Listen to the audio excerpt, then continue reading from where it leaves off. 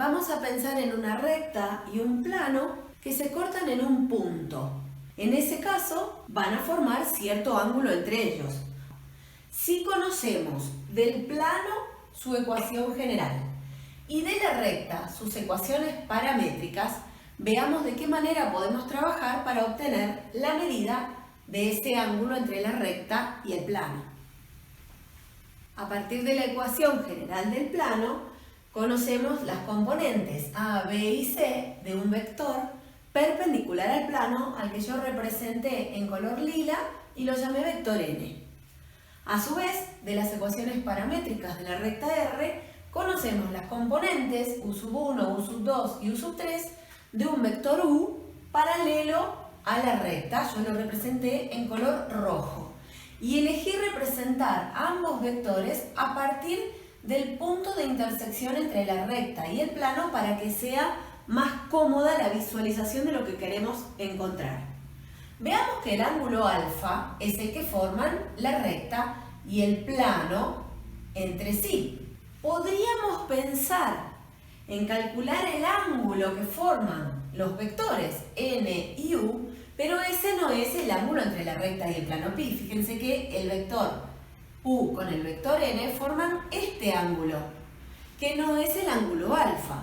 Sin embargo, ese ángulo al que podríamos llamar beta, junto con alfa, si se suman, el resultado va a dar un ángulo recto. Por lo tanto, alfa y beta son complementarios.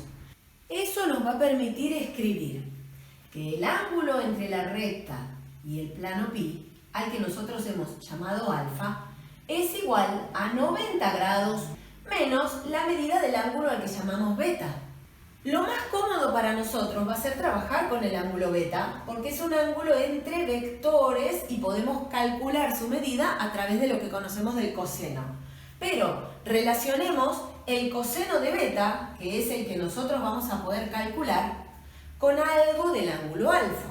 Si sabemos que alfa y beta son ángulos complementarios, recordando la relación entre las funciones trigonométricas de ángulos complementarios, sabemos que el coseno de beta mide exactamente lo mismo que el seno de su complemento, que es alfa. Es decir, que en este caso estaremos averiguando el coseno del complemento del ángulo que queremos.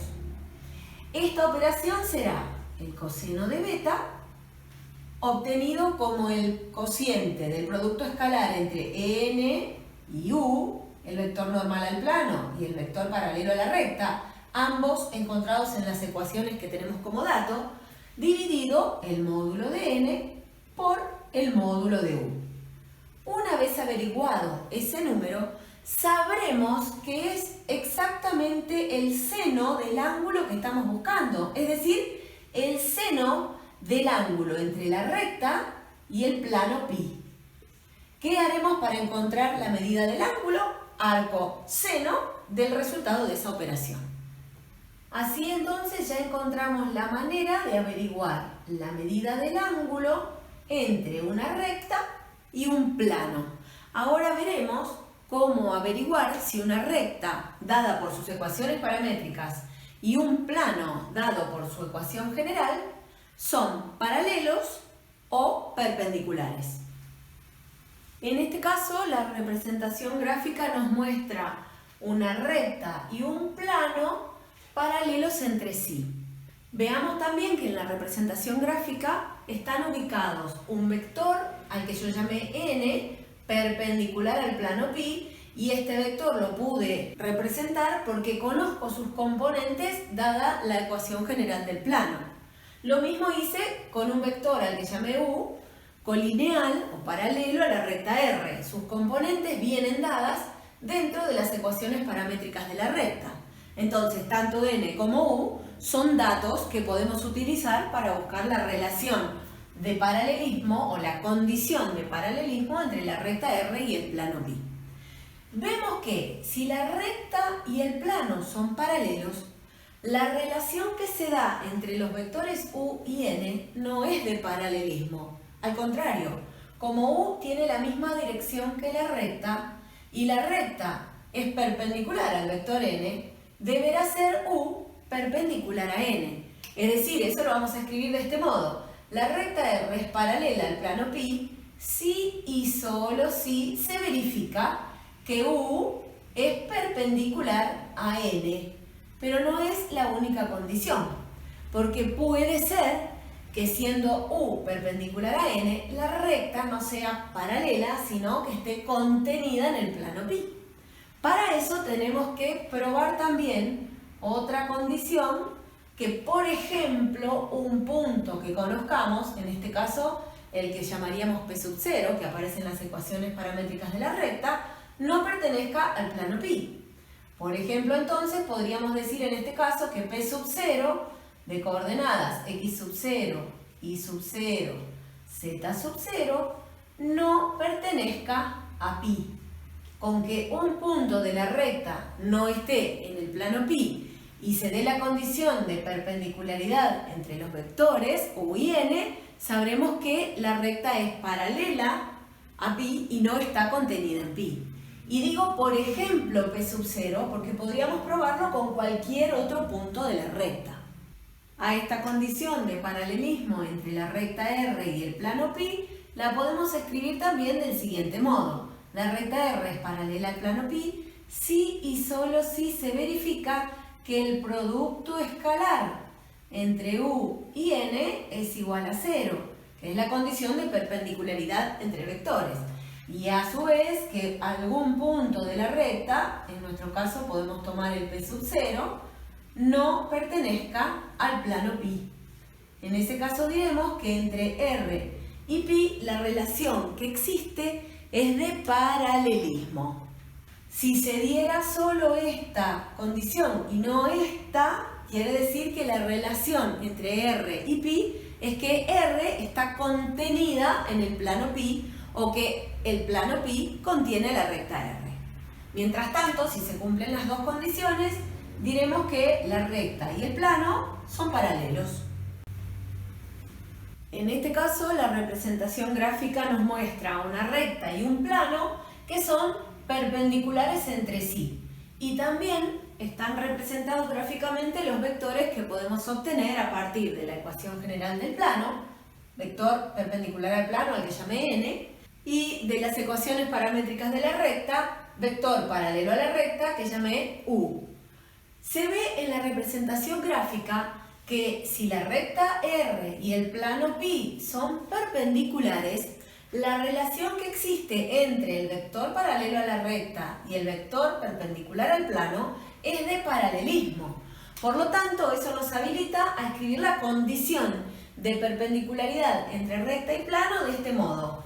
La recta R es perpendicular al plano pi si y solo si el vector u paralelo a la recta es paralelo al vector n perpendicular o normal al plano pi.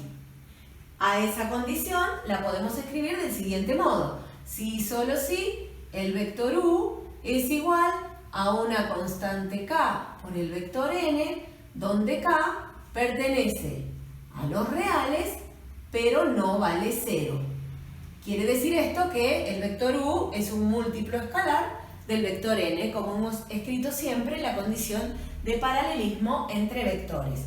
Si lo escribiéramos en componentes, deberíamos escribir que u sub 1 es igual a k por a, u sub 2 es igual a k por b, y u sub 3 es igual a la misma k por c.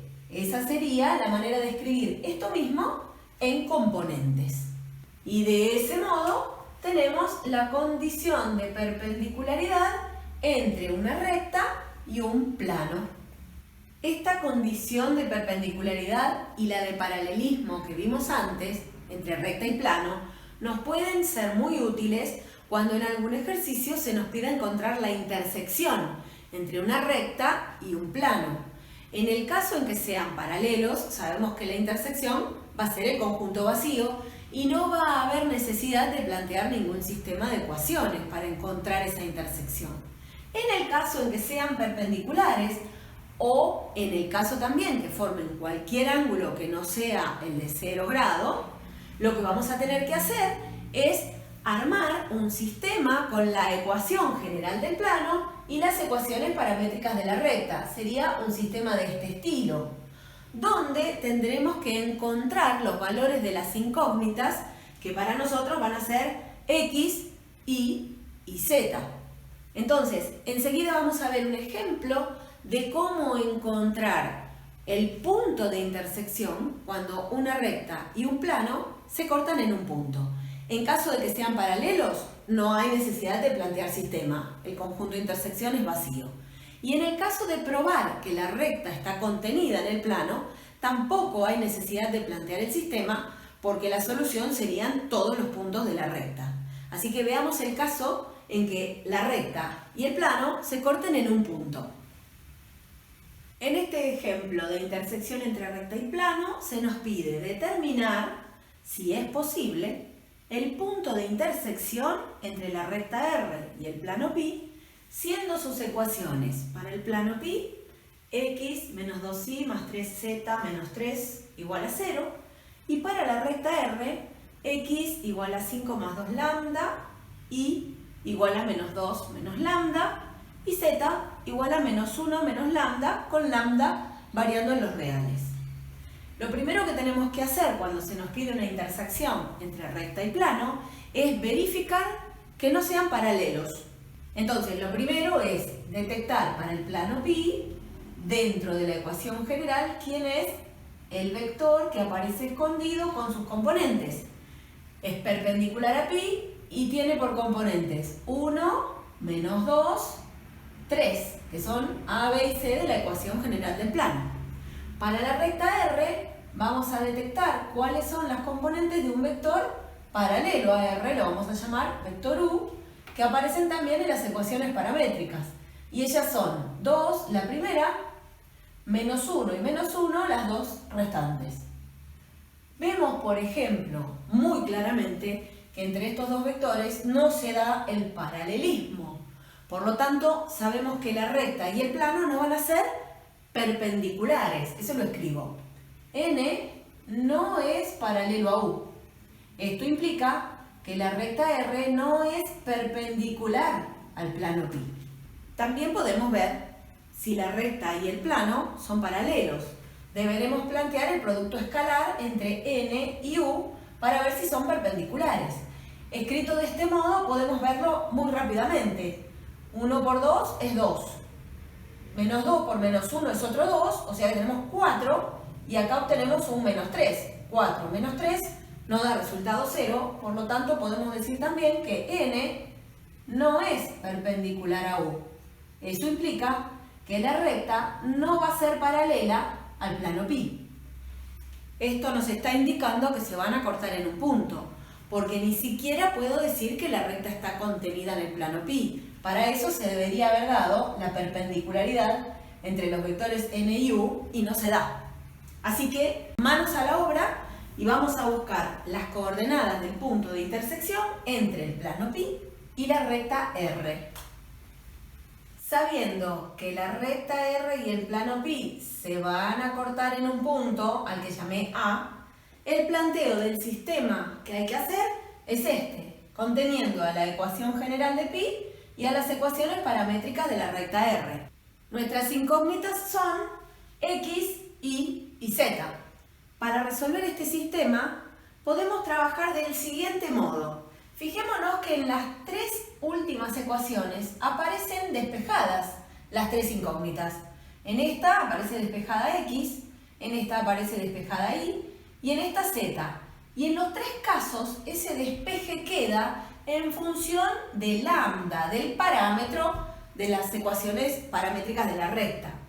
Eso nos podría permitir escribir en la primera de las ecuaciones, donde dice x, la expresión que se ha despejado en la segunda ecuación. Lo mismo donde dice y en la primera ecuación, escribir esta expresión. Y donde dice z en la primera ecuación, escribir esto. Eso nos va a quedar escrito de este modo. En la primera de las ecuaciones, en lugar de escribir x, voy a escribir 5 más 2 lambda. A eso le tengo que restar 2 veces y. Yo le voy a restar 2 veces la expresión que despejé acá para la variable o incógnita i, es decir, menos 2 menos lambda. A eso le tengo que sumar 3 veces z, entonces le voy a sumar 3 veces menos 1 menos lambda. Todo eso ahora tiene que ir restando 3 menos 0 y terminé de escribir la ecuación, que quedó escrita con una única incógnita, que es lambda. Es decir, que a esta ecuación se la puede trabajar algebraicamente para encontrar el valor de lambda. Una vez que encontremos el valor que le corresponde a lambda, podremos volver al sistema de partida y reemplazar lambda en cada uno de estos lugares para encontrar el valor que corresponde a x, a y y a z, que serán las coordenadas del punto A que estamos buscando. Haciendo ese trabajo algebraico, aplicando distributiva y asociando términos, obtenemos el valor de lambda igual a menos 3. Lo que sigue es ir a reemplazar por menos 3 en estas tres ecuaciones donde aparece lambda. Entonces decimos, si lambda es igual a menos 3, nos queda x igual a 5 más 2 por menos 3. Es decir, x es igual a menos 1. Y es igual a menos 2 menos menos 3. Es decir, y es igual a 1. Y z es igual a menos 1 menos lambda, o sea, menos menos 3. Por lo tanto, z es igual a 2. Y esas son las coordenadas del punto A que estábamos buscando.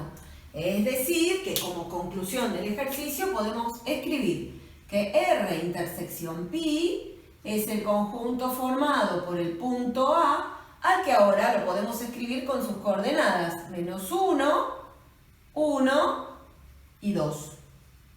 Hemos encontrado las coordenadas del punto de intersección entre la recta R y el plano pi.